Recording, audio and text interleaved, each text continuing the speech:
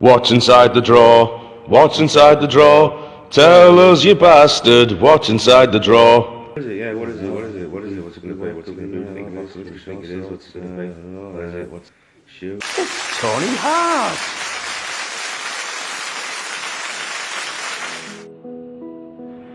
Wonderful use of pencil in this drawing. Fox on a Rocket by Emily from Squirming in Agony.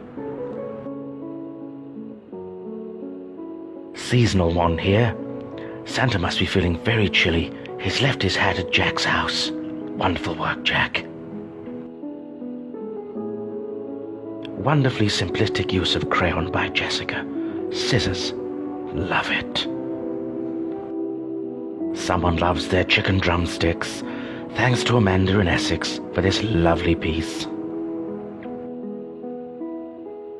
Everyday objects rendered in pencil.